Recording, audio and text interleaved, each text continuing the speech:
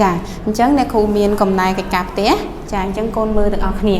ចានេះគឺជាកិច្ចការផ្ទះរបស់កូនចាដែលយើងឲ្យកូនគណនាបរិមាត្រនៃរូបខាងក្រោមចាអញ្ចឹងកូនសង្កេតមើលតើរូបទាំងអស់នេះមានចូលទៅក្នុងរូបមន្តណាមួយទេកូនចាមានចូលទៅក្នុងរូបធននិមិត្តកំណត់របស់យើងណាមួយទេចាវាអត់មានទេណាព្រោះរាងរបស់វាមានជ្រុងជាច្រើនដែលយើងមើលទៅអត់ដឹងថាវាចូលទៅខាងណាឲ្យប្រកបទេអញ្ចឹងហើយកូនអញ្ចឹងរាងទាំងអស់នេះគេហៅថារូបធននិមិត្តដែលមានរាងមិនកំណត់ចាអញ្ចឹងកាលណាវាមិនកំណត់ដូច្នេះដើម្បីគណនារកបរិមាត្ររបស់វាតើយើងគួរធ្វើដូចម្តេចកូនចាគឺងាយស្រួលបំផុតសម្រាប់កូនទាំងអស់គ្នាចារាងមិនកំណត់បែបនេះចាគឺយើងអាចយកជ្រុងរបស់វានីមួយៗគឺបូកចូលគ្នាគ្រប់ជ្រុងទាំងអស់ហើយចេញចម្លើយមកគឺជាបរិមាត្រចាគឺយើងយកប្រវែងជុំវិញរបស់វាចាអញ្ចឹងចម្លើយរបស់អ្នកគ្រូចាគឺគណនាបរិមាត្រនៃរូបចាអញ្ចឹង P គឺមកពីពាក្យថា perimeter អញ្ចឹងគឺអ្នកគ្រូយកជ្រុងទី1ចា10បូកជាមួយនឹងចា11បូកជាមួយនឹង18បូកជាមួយនឹងចា3គុណនឹង2ម៉ែត្រហេតុអីបានជាអ្នកគ្រូយក3គុណនឹង2ម៉ែត្រកូនចាពីព្រោះដោយសារតែយើងមានជ្រុង3ម៉ែត្រនេះដល់ទៅ2ដងអញ្ចឹងឯងកូនចាហើយបូកជាមួយនឹង4គុណនឹង2ម៉ែត្រដែរអញ្ចឹង4របស់យើងក៏មាន2ដងអញ្ចឹងយើងបូកមកហើយនឹងបូកនឹង5ម៉ែត្រដែលយើងនៅសល់ខាងក្រោយគេចាអញ្ចឹងយើងបាន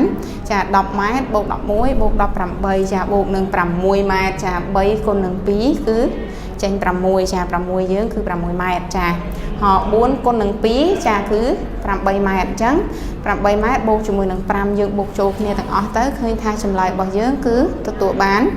ចាបរិមាត្ររបស់រូបយើងគឺស្មើនឹង58ម៉ែត្រចាតើកូនទាំងអស់គ្នាបានធ្វើចម្លើយត្រឹមត្រូវដែរឬទេកូនចាអ្នកគ្រូជឿជាក់ណាថាកូនទាំងអស់គ្នាប្រកាសជាធ្វើបានល្អនៅតាមគេអត្ថារៀងខ្លួនណាដោយសារការខិតខំរៀនសូត្ររបស់យើងទាំងអស់គ្នាចាអញ្ចឹងអរគុណសម្រាប់ការចាតាមដានការកាយកិច្ចការផ្ទះចាអញ្ចឹងឥឡូវនេះមុនពេលដែលយើងឈានចូលទៅដល់ចាការសិក្សាចំណុចថ្មីនៃមេរៀនរបស់យើងចាអ្នកគ្រូមានចំណុចឧទាហរណ៍និងការសង្កេតឲ្យកូនមើលទាំងអស់គ្នាណាចាអញ្ចឹងកូនសង្កេតមើលចានេះចាអ្នកគ្រូមានរូបចាមានរូបអីគេកូននេះរូបអីគេទាំងអស់គ្នាមើលរូបដែលមានរាងបែបនេះគេហៅរូបអីគេកូនចាកូនបានសិក្សាមកពីក្រោមរួចហើយចារូបនេះគេហៅថារង្វង់ឬថាសអញ្ចឹងឯងកូនចារង្វង់ឬថាសអញ្ចឹងកូនបានគណនាកូនបានរៀនរួចហើយអំពីចាបរិមាត្រផ្សេងដែលកូនបានរៀនដូចជាចតុកោណកែងការ៉េចានឹងរាងមិនកំណត់អញ្ចឹងឥឡូវនេះកូនមើលរូបមួយនេះកូនដឹងថាវាជារូបថាសឬក៏ជារង្វង់អញ្ចឹងអ្នកគ្រូក៏ចង់គណនារកប្រវែងដែលជុំវិញវានឹងដែរអញ្ចឹងដើម្បីគណនារកប្រវែងជុំវិញវាយើងហៅថាជាអីគេកូនចាគឺជាប្រវែងព័ទ្ធជុំវិញរូបនេះចារូបថាសហ្នឹងគេហៅថាម៉េចកូនចាគឺបរិមាត្រថាសចាបរិមាត្រគឺសំដៅទៅលើប្រវែងដែលព័ទ្ធជុំវិញរូបធរណីមាត្រណាមួយចាឥឡូវអ្នកគ្រូមានរូបធរណីមាត្ររង្វង់គឺយើងគណនាប្រវែងជុំវិញនៃរង្វង់នេះយើងហៅថាគណនាបរិមាត្ររង្វង់ចាអញ្ចឹងយើងមុននឹងឈានចូលសិក្សានៅការលម្អិតនៃមេរៀនរបស់យើងគឺយើងទៅអានចំណងជើងជាមួយនឹងអ្នកគ្រូទាំងអស់គ្នាសិនណាកូនណាចាអញ្ចឹងអានតាមអ្នកគ្រូណាកូនគណិតវិទ្យាចាទំព័រទី31និង32ចា Math page 31 and 32ចាមេរៀនទី6បរិមាត្រចា lesson 6 perimeter ចាអញ្ចឹងចំណុចដែលយើងត្រូវរៀននៅថ្ងៃនេះគឺគោចាបរិមាត្រថាសចា perimeter of a circle ចាអញ្ចឹងយើងអានចំណងជើងជាមួយអ្នកគ្រូទាំងអស់គ្នាចាអញ្ចឹងបន្ទាប់ពីកូនទាំងអស់គ្នាបានអានចំណងជើងហើយចាអញ្ចឹងយើងកុំឲ្យខាតពេលវេលាយូរយើងនឹងទៅសិក្សាអំពីឧទាហរណ៍ចាសំខាន់នៅក្នុងការទាញរករូបមន្តបរិមាត្ររបស់យើងទាំងអស់គ្នាណាកូនចាអញ្ចឹងអ្នកគ្រូមានមេរៀនសម្រាប់កូនទាំងអស់គ្នាផងដែរចាអនុញ្ញាតឲ្យអ្នកគ្រូបកกระดาษចេញសិនណា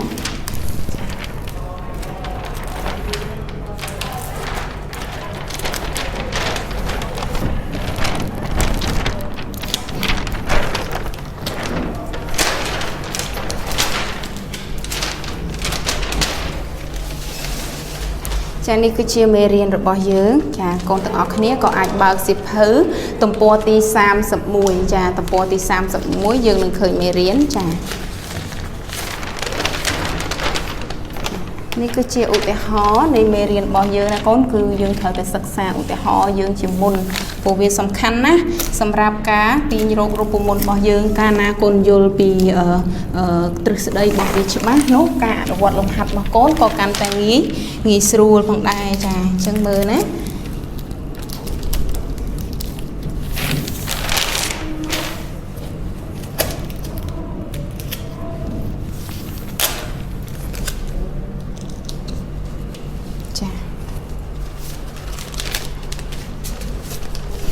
ចឹងកូនអាចអានបដាមុនអ្នកគ្រូនៅលើ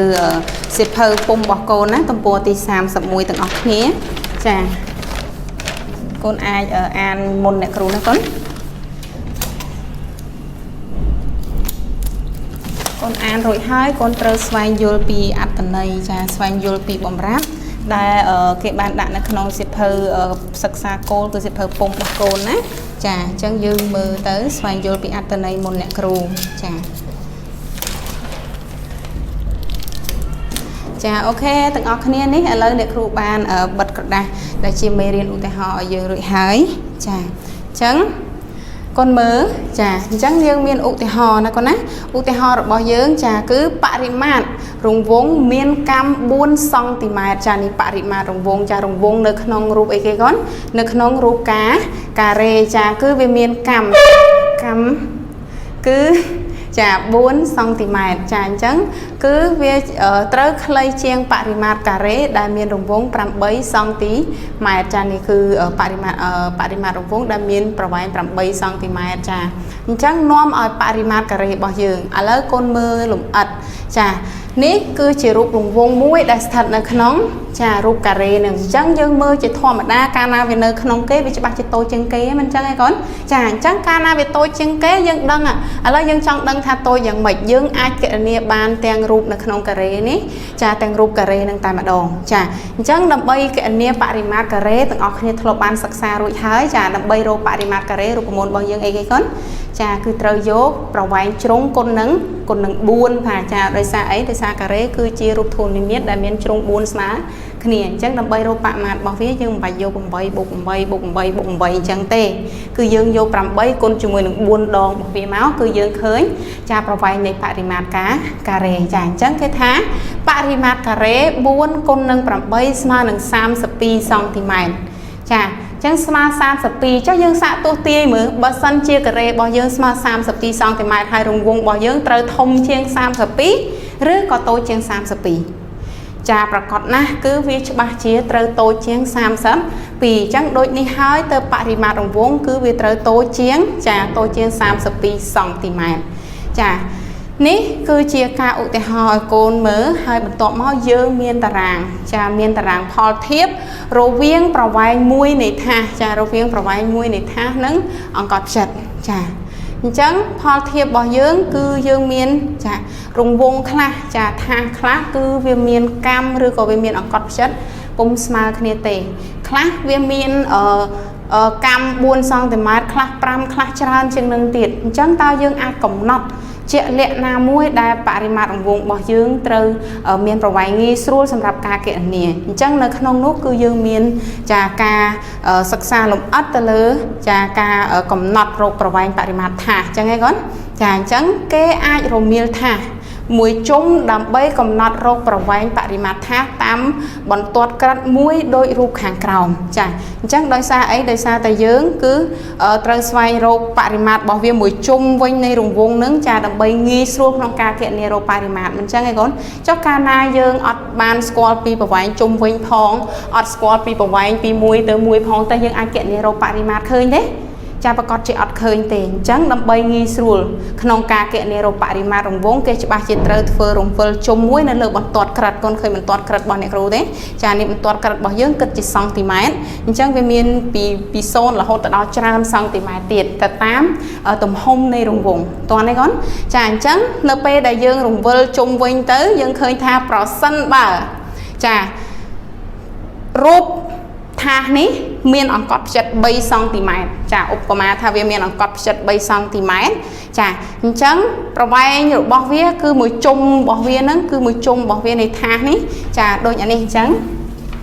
chả bờ sân chơi vi miền provide 3 cm đôi ní bây giờ dương rùng vơi chung vi mà chung là hồ tự đó cật bảo dương với nó cứ vi miền provide 9.43 cm chẳng tao dân ai kệ nè ban đấy tham một chung bảo vệ phơi chỉ phao thiệp chả bảo vệ mũi chung bảo vệ một thiệp cho mũi năng cọt chất tranh vào màn chả chẳng như vô bảo vệ mũi chung rồi bảo vệ đấy một chai cho mũi năng cọt chất bảo vệ chả 3 cm nắng dân khơi thá chùm lại bảo dưỡng cực bản 7.17 chả 7.17 mũi tiệt percent ba viêm miên ống cọt chặt trà viêm miên ống cọt chặt là hỗ trợ đo trà 4 cm trà trắng viêm miên provide mũi chung bảo vệ là hỗ trợ đo 2.27 cm trắng dương thưa phao thiệp việt đôi khía cứ ban 7.17 đôi khía bờ pram co viên nơi miên provide phần này hay vô provide mũi chung bảo vệ một chai cho mũi nữa ống cọt chặt vía có khơi 7.43 cm bảo vì tràn chân nâng dương vô một thiệp khía con nơi ta khơi chùm lại phần nâng đôi chân hơi ban chỉ kê tiên vô thả chà